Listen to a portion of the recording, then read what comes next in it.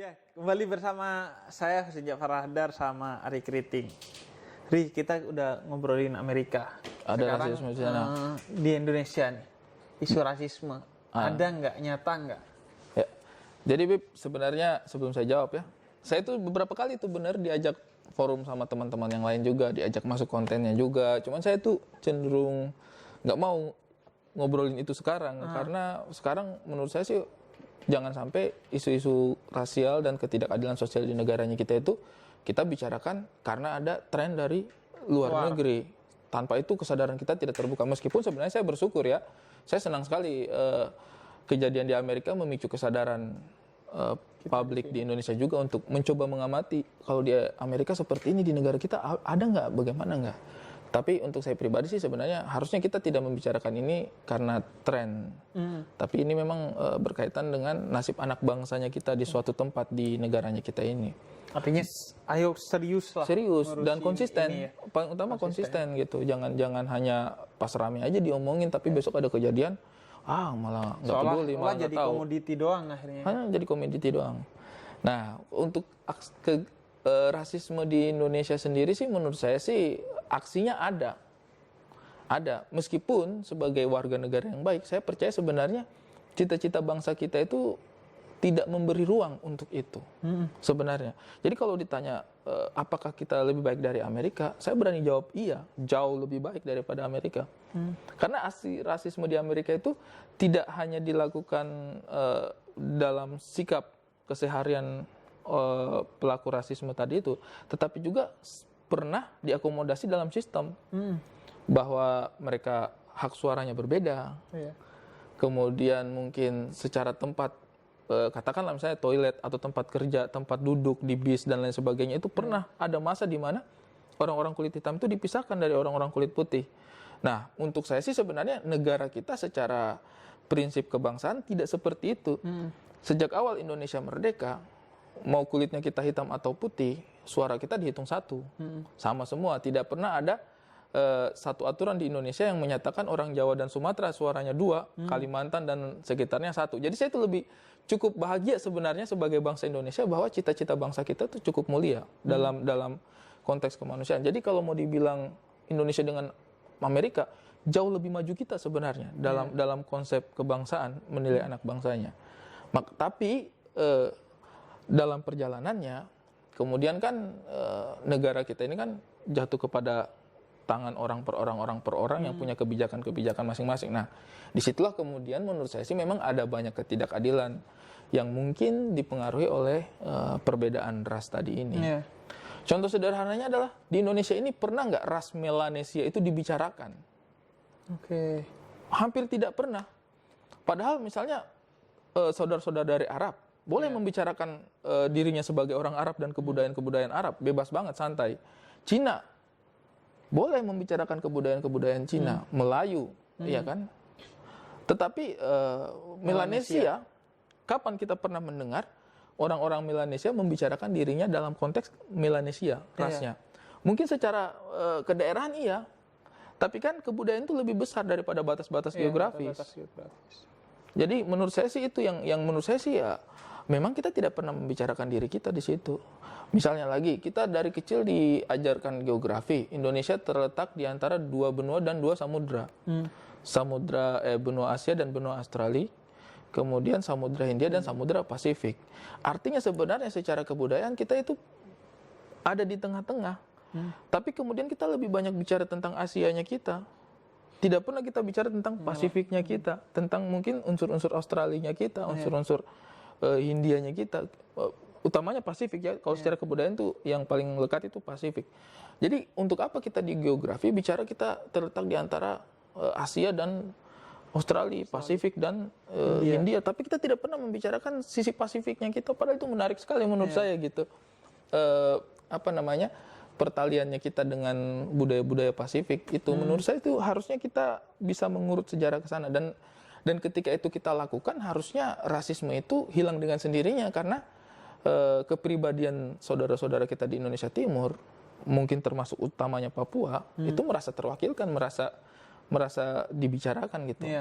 Sekarang ini kita bicara Melanesian aja orang takut gitu, kayak jangan-jangan ini anti NKRI nih, mau memecah belah. Padahal kan Melanesian ini banyak banget di Indonesia gitu. Mulai dari kampungnya saya itu masih keturunan Melanesian juga. Kemudian di NTT Melanesian juga. Maluku Melanesian juga. Banggai banyak Melanesiannya juga. Papua Melanesian. Jadi harusnya memang secara ras diberikan ruang. Untuk saya sih pribadi sih itu aja sih. Mengaktualisasikan diri. Tapi kan faktanya sampai hari ini nggak ada tuh pembicaraan mengenai ada loh orang-orang Melanesian di Indonesia ini.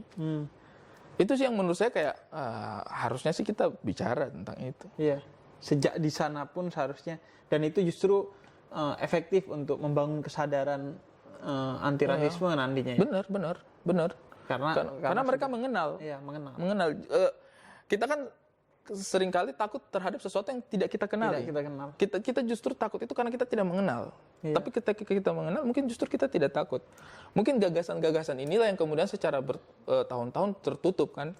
Ditutupi, dan mungkin sampai pada titik di mana mungkin kalau saya sih lebih melihat bahwa kenapa isu ini sekarang banyak diperbincangkan karena sosial media. Sosial media dulu mungkin ada yang membicarakan, tapi mungkin bawah tanah dan tidak terekspos gitu. Sekarang kan apa-apa bisa kita cari di sosial media. Jadi menurut saya sih harusnya kita lebih menyesuaikan, lebih adaptasi melihat situasi ini menurut saya sih. Iya sih, tak kenal itu bahkan disebutnya kan tidak sayang. Betul. Ini ya tak kenal maka tak sayang. Kenalilah kami biar saling sayang. Kalau saya bilangnya tak kenal maka ta'aruf gitu. Tak kenal maka saling mengenal. Prinsip perbedaan bangsa suku di Quran itu li ta'arufu, buat saling mengenal. Betul. Karena itu pintu untuk masuk pada persaudaraan, kesepahaman, menghargai, memahami dan lain sebagainya sih. Jadi ya kalau kenal aja enggak kan ya gimana ini. Tapi kalau orang kenalan itu kan berarti harus berasal dari proses tanya jawab dong. Namanya siapa? Dijawab kan, ya kan? Asalnya dari mana? Rasnya apa? Nah, menurut saya sih ketika kita tidak pernah ditanya, itu berarti memang tidak mau mengenal. Jadi menurut saya sih kita harus mulai bertanya, Melanesian itu apa? Di mana orang-orang itu? Kebudayaannya seperti apa? Rumpunnya dari mana? Karena itu ada dan mungkin kalau teman-teman antropologi pasti setiap saat membicarakan itu, ras-ras yang ada di Indonesia. Tapi kita sebagai kebudayaan, sebagai sebuah kebangsaan, pernah nggak membicarakan itu? Itu kadang-kadang bikin saya gregetan gitu, karena dengan itu seharusnya kita bisa menghilangkan sentimen ini. Jadi kalau misalnya mau dibilang Indonesia tidak parah, iya secara sistem sebenarnya cita-cita bangsa kita baik. Tetapi secara aplikasi realita di lapangan, itu memang kita belum sampai pada titik itu. Karena kita masih menutupi satu tabir yang harusnya dibuka.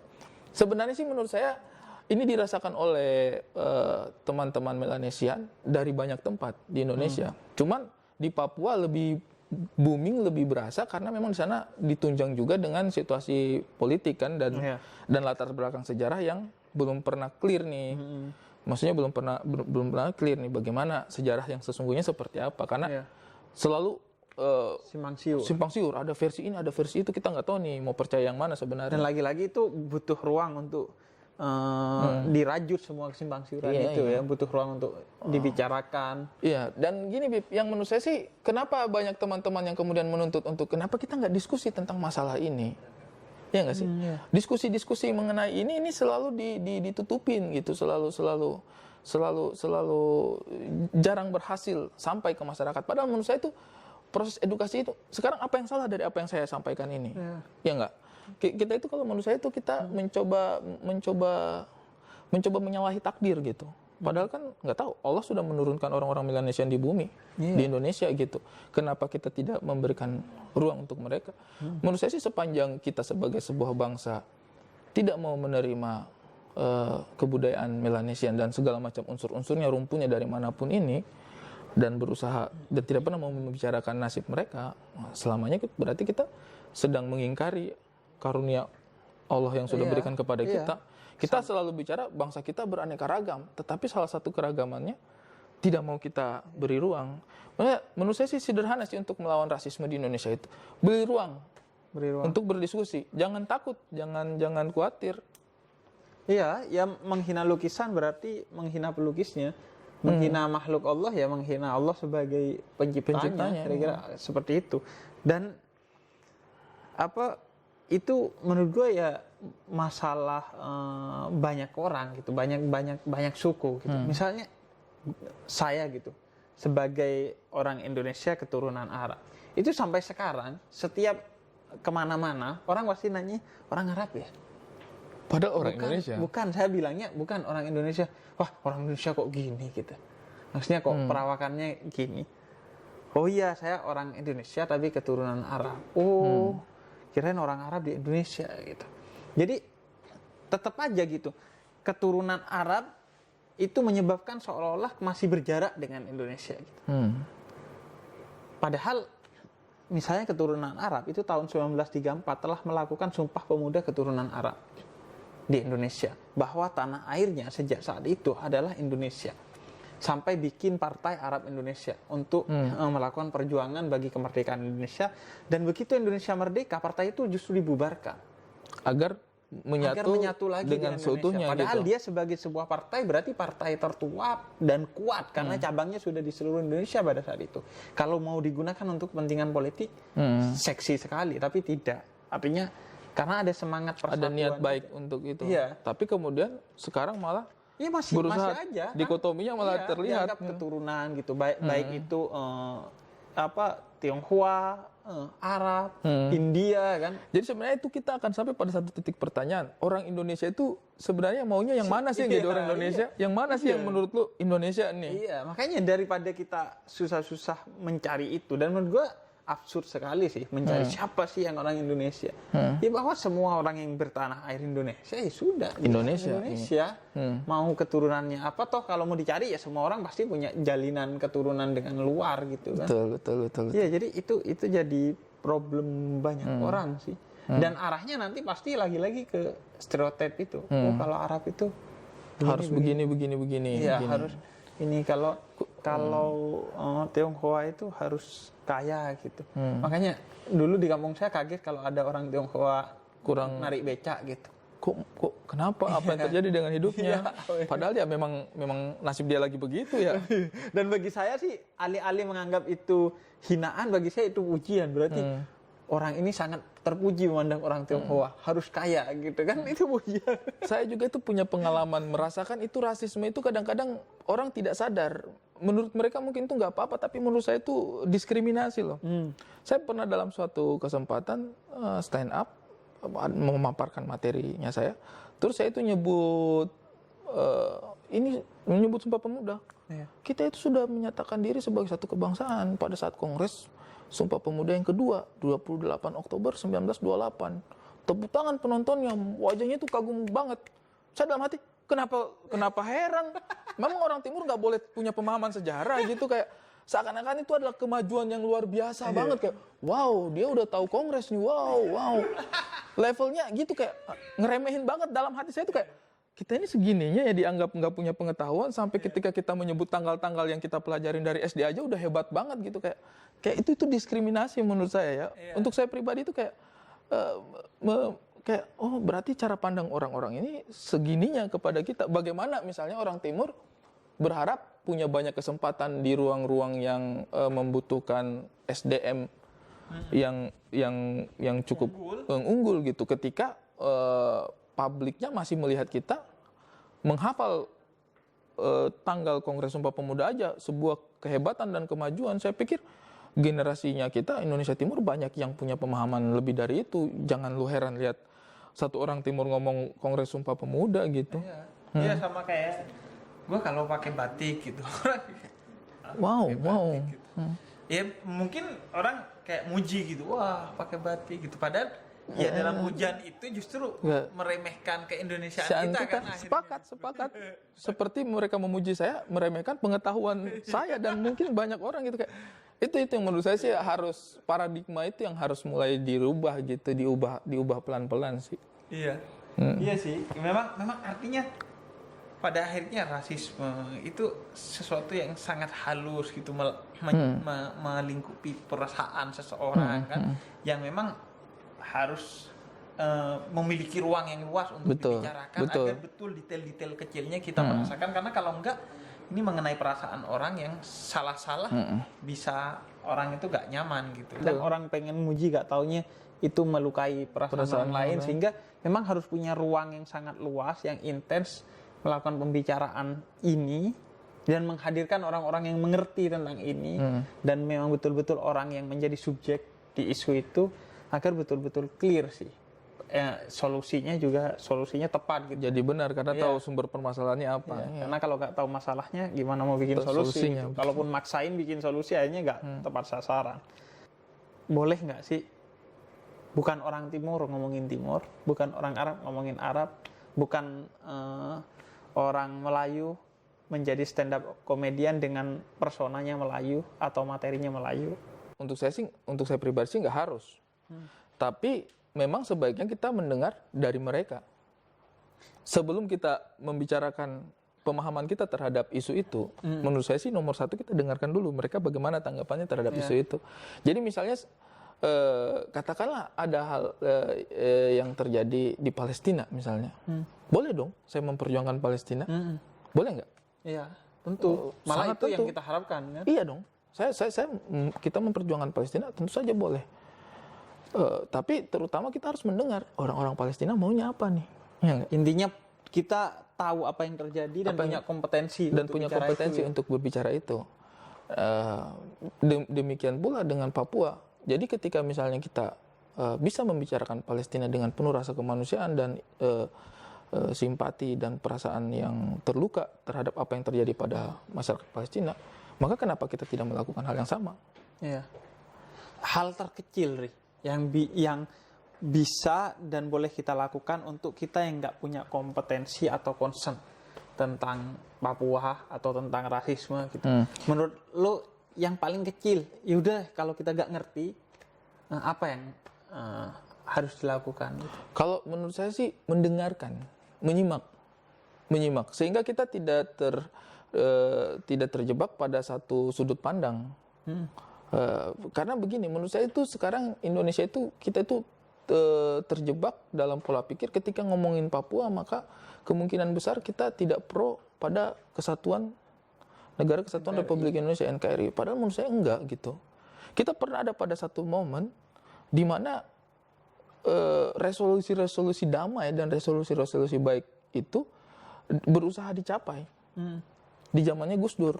Yeah. Di zamannya Gus Dur itu, dan itu diakui sama teman-teman Papua. Teman-teman di Papua semua merindukan masa-masa itu gitu, kayak dulu itu bisa loh kita ngobrol, dulu itu bisa loh kita diskusi. Dulu mereka didengarkan loh. Apapun yang mereka sampaikan didengarkan gitu. Jadi hal terkecil adalah mendengarkan mereka itu. Mendengarkan. Pahami dulu kenapa keinginan mereka apa. Kemudian kenapa ada keinginan itu. Terus apa yang kita bisa lakukan gitu. Orang-orang itu kan kadang-kadang, kalau untuk saya pribadi ya, kalau ditanya, Ri, kamu kalau misalnya ngomongin Papua kayak gitu, kamu apakah kamu ingin mereka terlepas? Ini jujur aja nih ya, fair-fairan aja. Enggak juga. Tapi saya pengen sih sebagai bangsa Indonesia, diri saya pribadi nih ya, bermartabat gitu. Dan ketika ada saudara-saudara saya yang saya rasa, kok kayaknya nggak terlalu adil ya apa yang terjadi pada mereka, itu mengganggu nurani saya.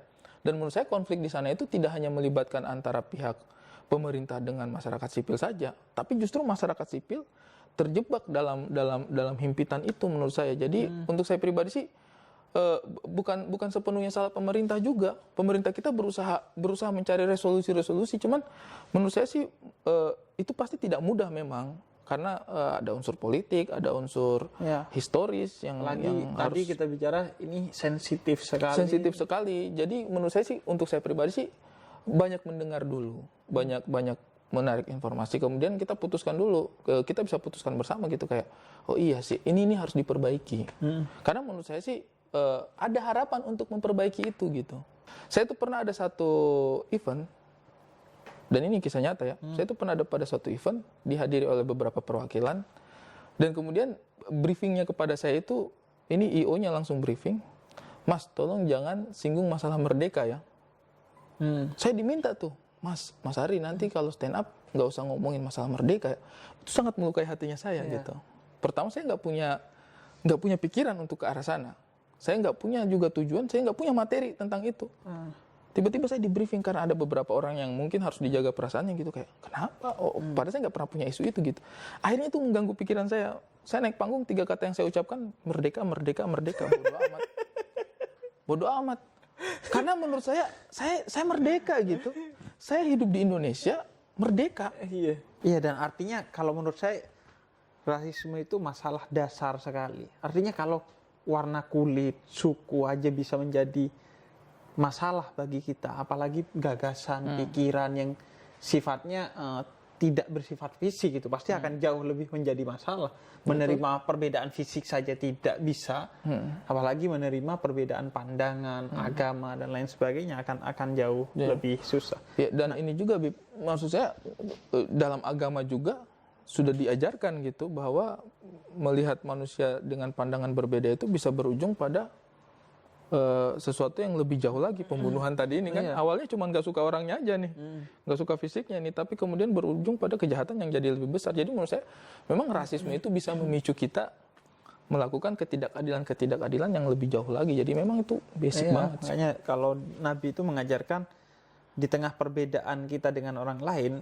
lihat dan semailah sisi positifnya. Makanya ketika pertama ketemu dengan Bilal, Nabi langsung justru cari ke nilai lebih dari Bilal itu. Oh, ternyata suaranya bagus, dan angkat derajatnya dengan menjadikannya sebagai muadzin. Dan Nabi pernah menegur ada sahabat lain yang azan menggantikan Bilal, Nabi tegur. Yang azan harus Bilal karena suaranya yang indah itu. Dan itu justru cara Nabi mengangkat derajat Bilal yang memang pada saat itu dianggap berbeda, menjadi salah satu isu juga ya. Iya, isu serius pada saat itu. Di segmen terakhir kita akan challenge sidak namanya. Apa challenge-nya kita nantilah di segmen terakhir. Pusing. Takut. Ini air zam-zam itu? Iya dong, asli dong. Luar biasa sekali. Ini bisa kita dapatkan di mana nih, Bib? Ini air zam-zam 5 waktu, bisa didapatkan di Kurma. Wah, tinggal pesan Kurma aja. ID. Sudah pegang satu tempat nih. Saya dulu biasanya saya biasanya pegang tempat gini isinya madu. Ini isinya kertas.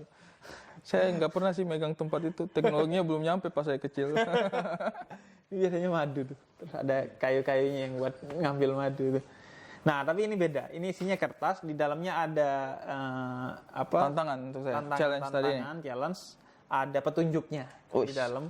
Challenge-nya tentang apa? Challenge-nya sih stand up komedi, tapi menyampaikan komedi lah ya. Tentang apa? Menyampaikan komedi lah. Tiba-tiba dari situ. Dari sini. Waduh, sungguh menantang sekali. Menyampaikan komedi, makanya kita duduk gitu. Kalau stand up kan berdiri, ini duduk. Menyampaikan komedi aja. Bib, tapi begini, Bib. Menyampaikan komedi itu biasanya persiapannya panjang. Jadi kalau nggak pakai persiapan, mohon maaf nih ya. Komedi maaf nih. Saya akan ketawa kok minimal. Kalau tidak berhasil. Karena kegagalan komedi itu adalah kelucuan tersendiri, kawan-kawan.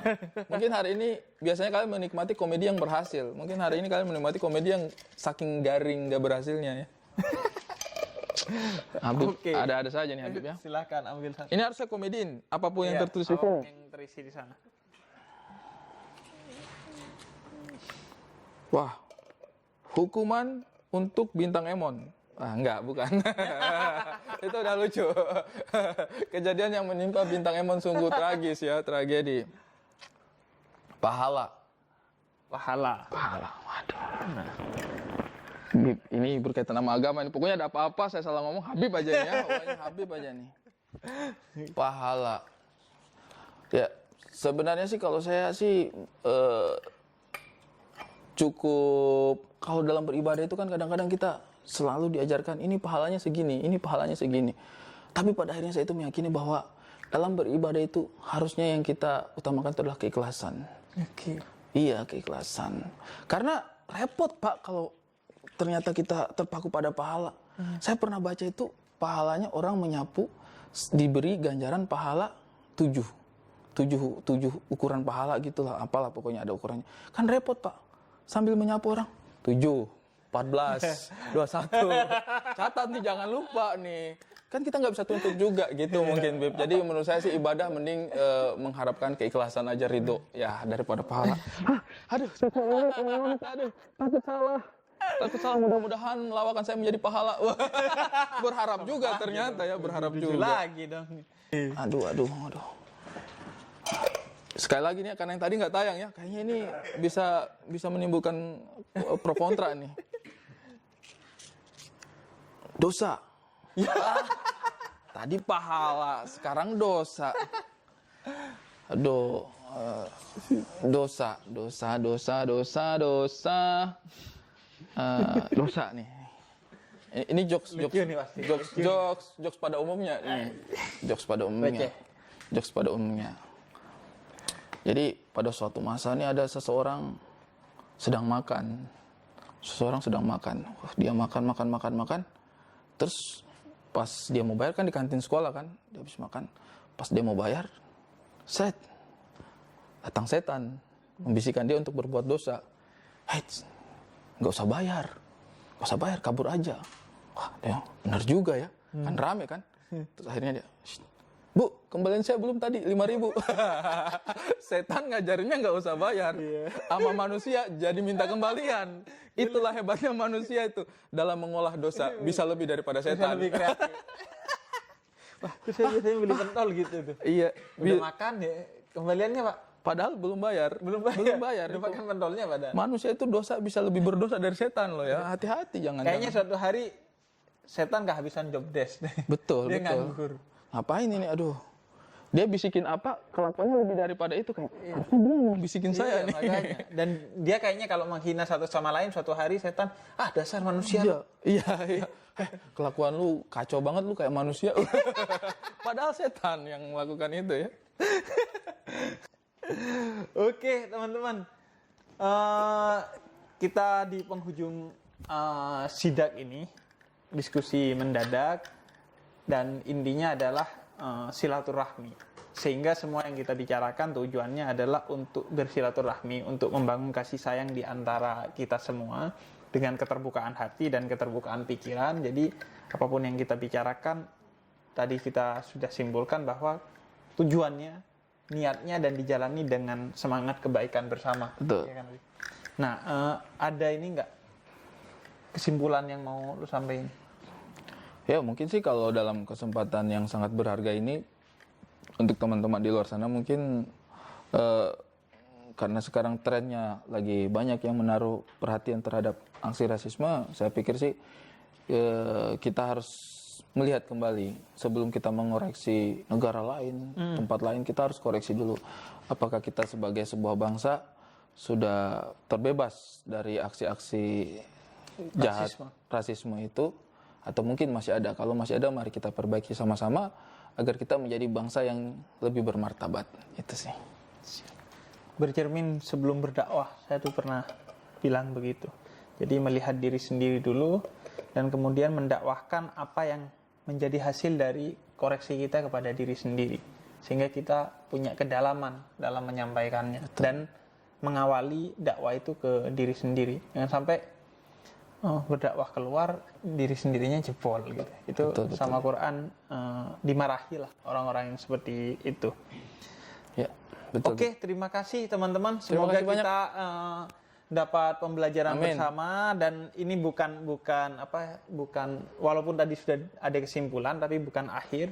Di kolom komentar teman-teman bisa terus mendiskusikan, mendebat, mengoreksi apapun di kolom komentar apa yang kita bicarakan, dan silahkan dilanjutkan di forum-forum lain juga. Mungkin teman-teman mau ngobrol sama temannya dan lain sebagainya, silahkan dilanjutkan. Yang terpenting semangatnya adalah untuk persatuan dan kebaikan bersama. Betul. Itu terima kasih Ari Kriting. Terima kasih banyak atas waktunya. teman-teman semuanya. Terima kasih banyak teman-teman semua.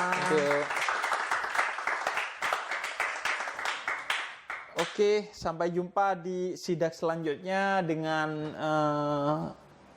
teman dan tema obrolan yang baru yang pasti menarik bersama saya Husein Jafar Al-Hadar. Wassalamualaikum warahmatullahi wabarakatuh.